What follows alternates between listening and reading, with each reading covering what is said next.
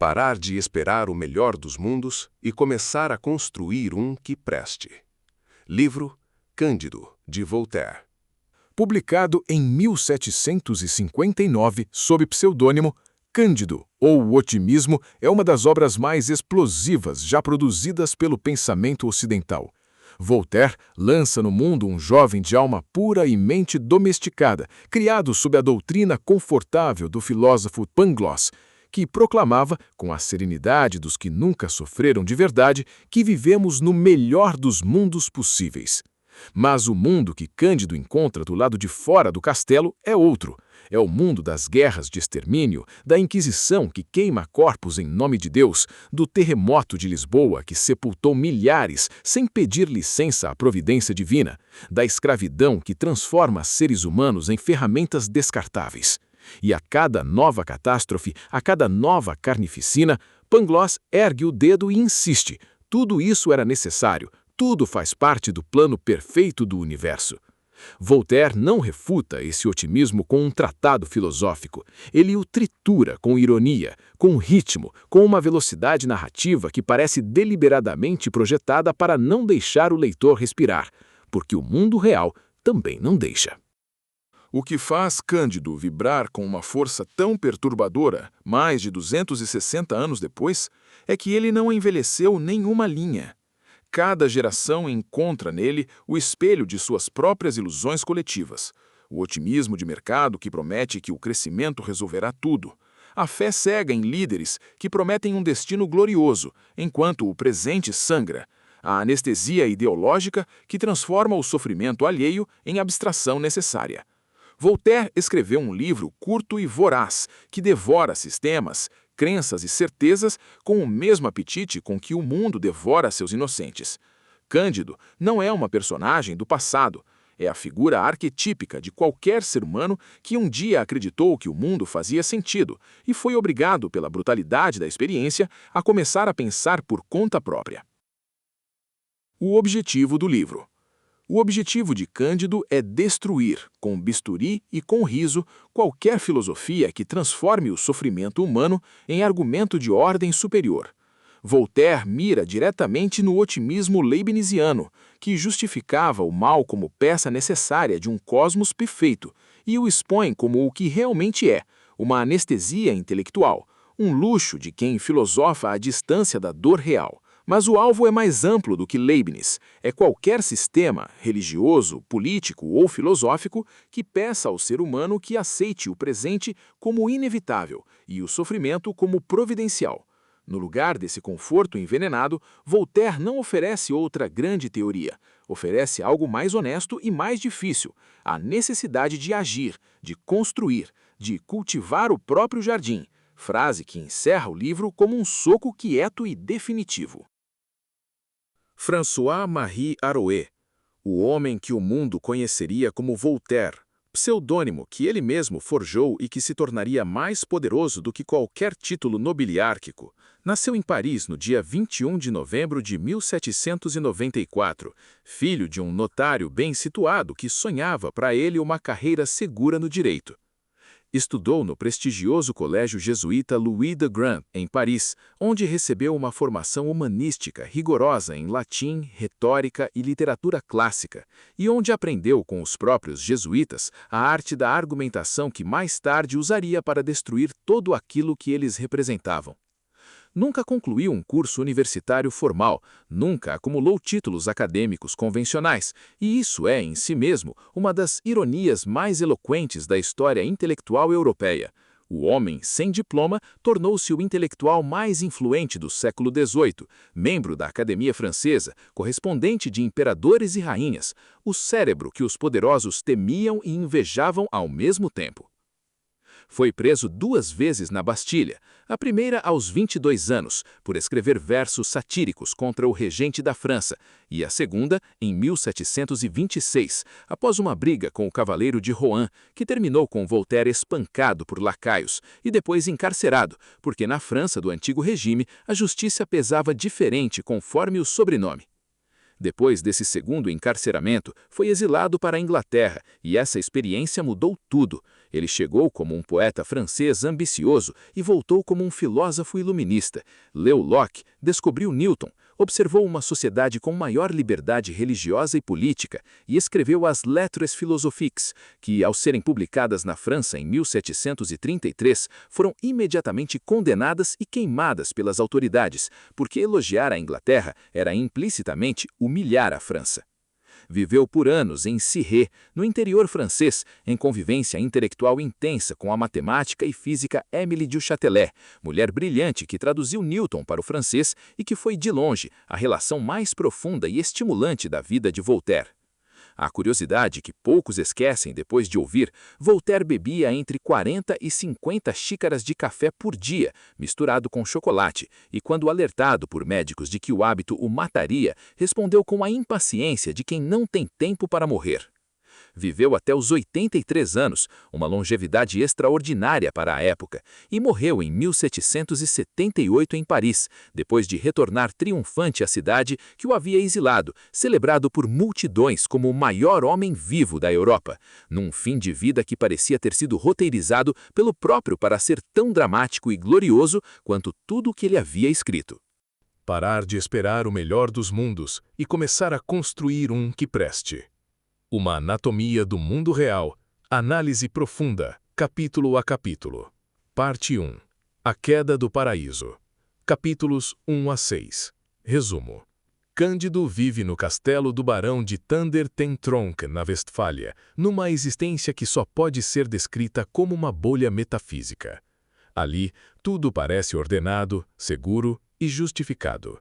O filósofo Pangloss ensina com uma convicção que beira o êxtase doutrinário que este é o melhor dos mundos possíveis, que tudo tem uma causa suficiente e que os narizes foram feitos para sustentar óculos.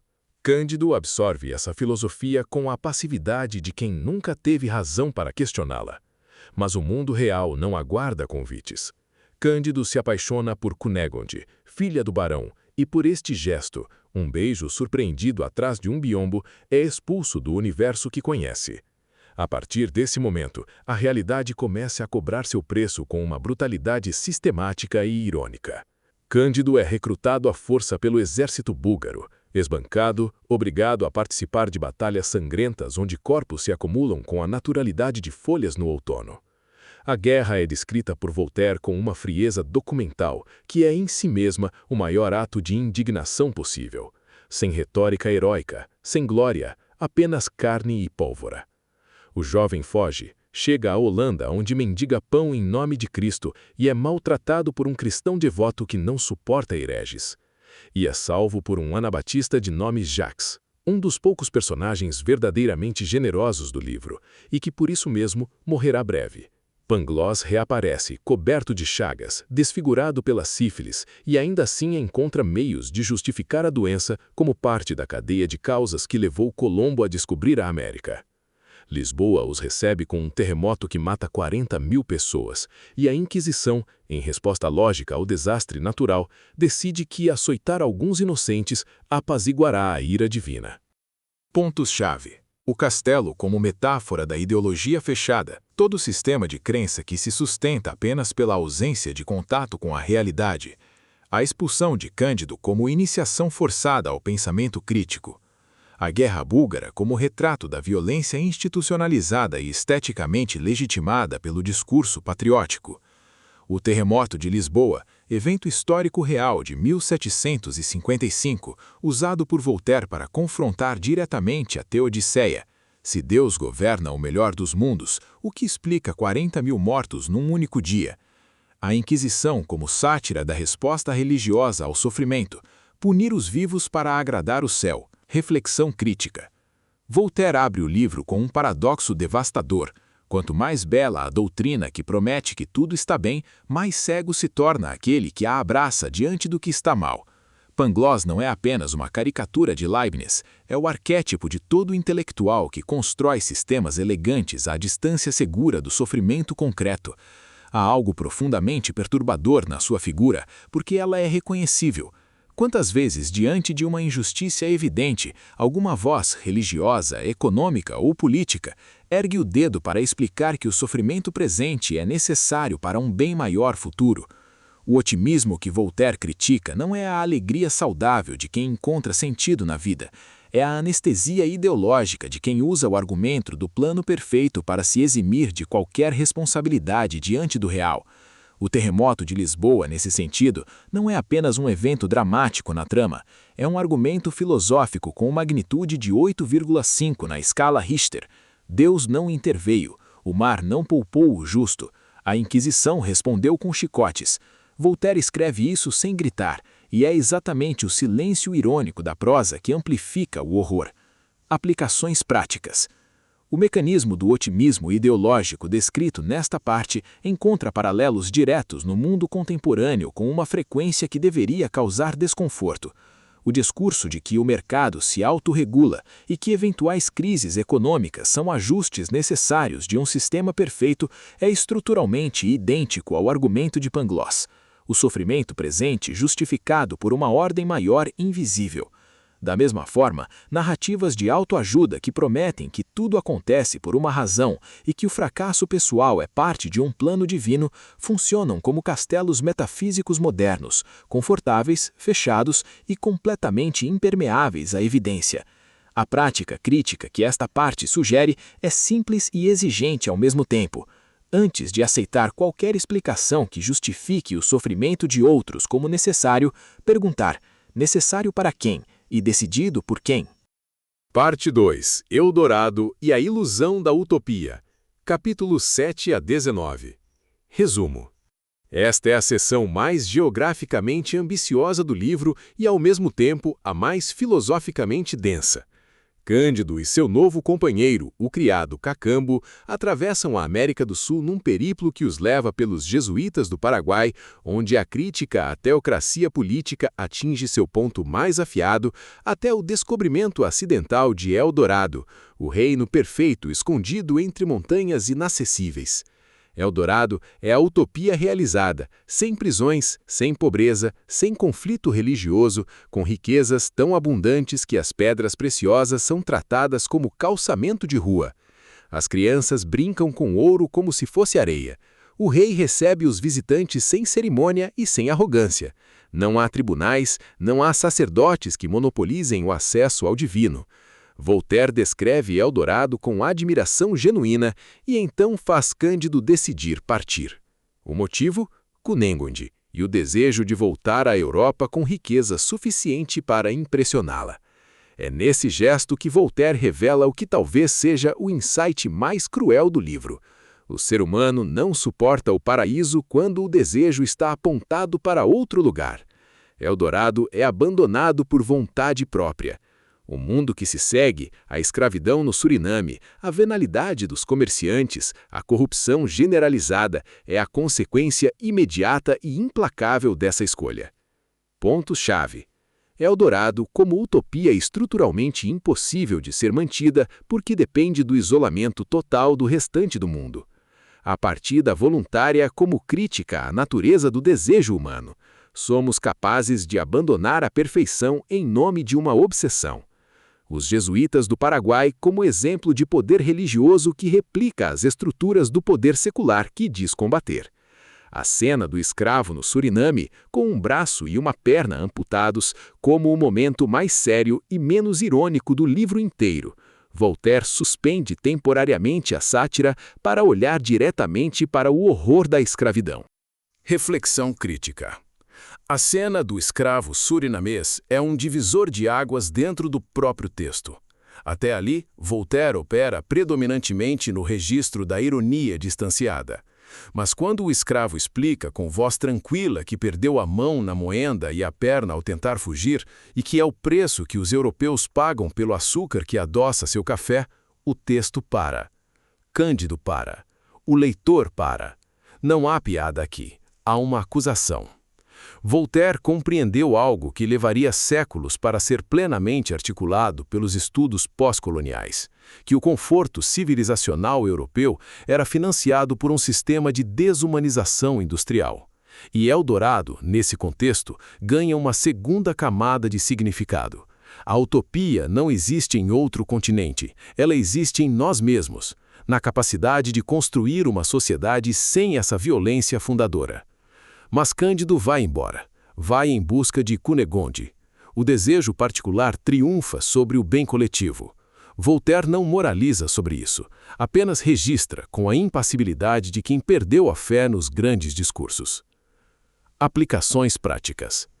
A dinâmica de Eldorado é reproduzida hoje em qualquer situação em que alguém abandona uma condição objetivamente boa em perseguição de um desejo que promete mais, mas entrega menos. O vício em redes sociais opera exatamente nessa lógica. A vida real, com suas conexões imperfeitas, mas genuínas, é trocada pela busca de validação numa plataforma cujo modelo de negócio é a insatisfação permanente. No âmbito político, democracias funcionais têm sido trocadas por promessas de grandeza populista com uma regularidade que Voltaire reconheceria imediatamente. A lição prática desta parte não é conformar-se com o que se tem, é desenvolver a capacidade de distinguir o desejo que constrói do desejo que apenas consome. Parte 3. O jardim e a reconstrução do sentido. Capítulos 20 a 30. Resumo. A travessia do Atlântico e a chegada à Europa envelhecida e desiludida conduzem Cândido por uma série de encontros que completam sua educação sentimental e filosófica. Martim, o novo companheiro, maniqueu convicto que acredita que o mundo foi criado para atormentar seus habitantes, funciona como contraponto pessimista a Pangloss. Se Pangloss acredita em tudo sem ver, Martim não acredita em nada mesmo vendo. Ambos são formas de não pensar. Um entorpece com otimismo, o outro paralisa com ceticismo. Cândido reencontra Cunegonde, que se tornou feia e amarga pelas circunstâncias. A beleza que ele idealizara por todo o livro não existe mais, e ele a desposa assim mesmo por um senso de comprometimento que é, a seu modo, a primeira decisão verdadeiramente adulta que toma. O grupo se instala numa pequena propriedade à margem do Bósforo, pobre mas funcional. Ali, um velho turco que cultiva sua terra com serenidade e sem interesse nas reviravoltas do poder político, oferece numa única frase a chave de tudo. O trabalho afasta 3 grandes males: o tédio, o vício e a necessidade. Cândido ouve. E quando Pangloss, incorrigível até o fim, tenta retomar a discussão metafísica sobre se este é o melhor dos mundos, Cândido responde com a frase que encerra o livro e a história do otimismo sistemático em poucas palavras: é preciso cultivar nosso jardim. Pontos-chave. Martim como representação do pessimismo sistemático, igualmente inútil que o otimismo de Pangloss. O reencontro com Cunegonde como dissolução da ilusão romântica e a maturidade de continuar apesar disso. O velho turco como personagem-chave que encarna a sabedoria prática oposta à especulação estéril. Cultivar o jardim como metáfora do engajamento ativo, localizado e concreto com a realidade imediata. Reflexão crítica. A frase final de Cândido é uma das mais comentadas e mal interpretadas da história da literatura. Reduzida a um elogio do conformismo passivo, ela perde completamente a força que tem dentro do contexto construído por Voltaire ao longo de 30 capítulos. Cultivar o jardim não significa ignorar o mundo, significa recusar-se a ser paralisado por ele. Significa escolher a ação concreta, mesmo que pequena, mesmo que local, mesmo que imperfeita, em oposição tanto ao otimismo que espera que tudo se resolva por um plano divino, quanto ao pessimismo que conclui que nada vale a pena porque o mundo é irremediavelmente mau. É uma filosofia da responsabilidade sem grandiosidade, do engajamento sem ilusão, do sentido construído, não encontrado. Voltaire, que passou a vida inteira lutando com palavras, processos e exívios, sabia que o jardim não era metáfora de quietismo, era metáfora de persistência. Aplicações práticas. A conclusão do livro tem aplicação direta na crise de sentido que marca as gerações contemporâneas. O fenômeno do doom-scrolling, a compulsão de consumir notícias negativas em looping, sem agir, é a versão moderna de Martin, olhar para o horror do mundo com uma passividade que se disfarça de consciência crítica. Cultivar o jardim, traduzido para o cotidiano atual, significa escolher um âmbito de ação real, uma comunidade, um projeto, uma relação, um ofício e investi-lo com presença e comprometimento genuínos, em vez de dispersar energia em indignação que não transforma nada. Impacto na sociedade. Nenhuma obra do século XVIII causou tanto desconforto imediato e tanta reverberação duradoura quanto Cândido, e não é difícil compreender por quê. Voltaire cometeu o ato intelectual mais subversivo possível dentro de uma cultura que vivia de grandes narrativas justificadoras. Ele se recusou a oferecer uma narrativa substituta e entregou em seu lugar a exigência de que cada ser humano pense por conta própria. O livro foi proibido, queimado, confiscado e pirateado em dezenas de edições ao mesmo tempo, numa contradição que resume perfeitamente sua recepção.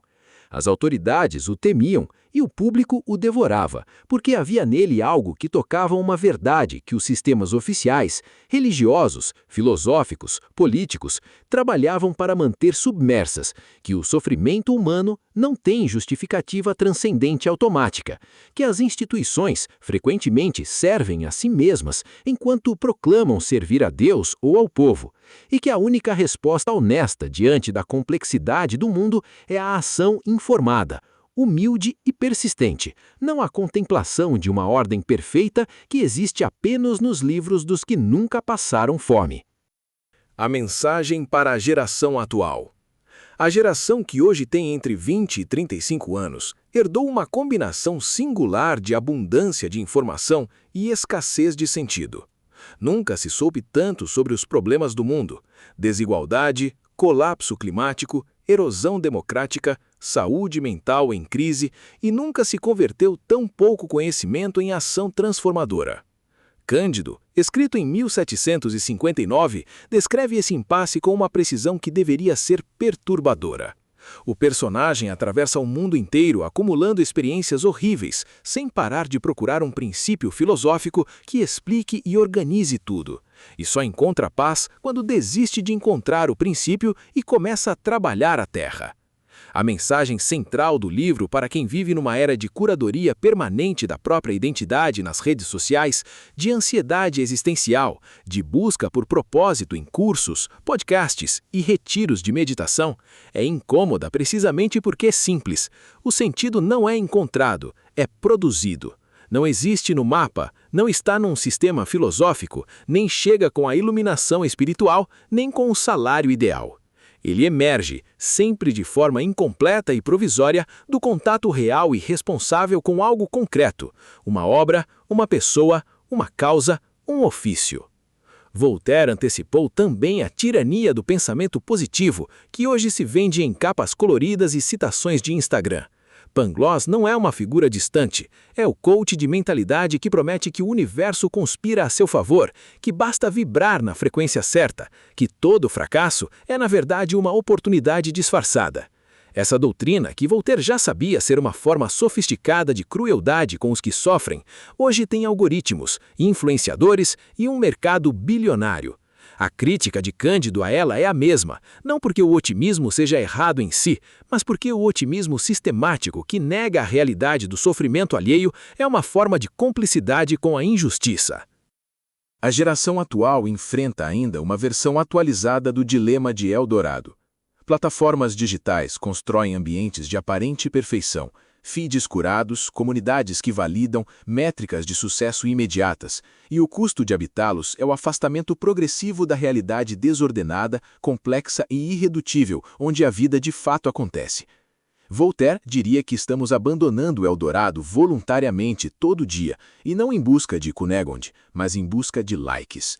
Por fim, a mensagem mais profunda e menos confortável de Cândido para hoje é esta: a maturidade intelectual e emocional não consiste em encontrar a resposta certa para as grandes perguntas, mas em desenvolver a tolerância à incerteza que permite agir mesmo sem resposta.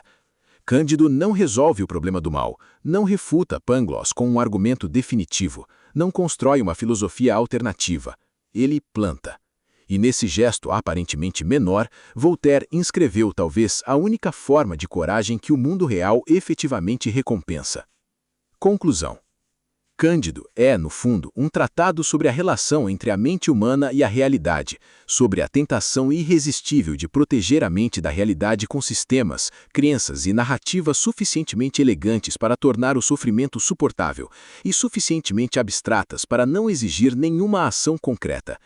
Voltaire compreendeu com 300 anos de antecedência o que a psicologia cognitiva contemporânea confirmaria empiricamente, que o cérebro humano é um produtor compulsivo de significado, que prefere uma explicação errada ao desconforto de nenhuma explicação, e que essa tendência, quando não submetida ao escrutínio crítico, é capaz de justificar desde a Inquisição até o genocídio, desde a escravidão até a acumulação obscena de riqueza, sempre com o mesmo argumento elegante de que faz parte de um plano maior que os simples mortais não estão equipados para compreender. A resposta de Voltaire a isso não é o ceticismo paralisante, nem o otimismo ingênuo. É a disciplina da ação situada, o jardim como campo de prova onde a filosofia encontra seus limites e o ser humano encontra, talvez, uma razão para continuar.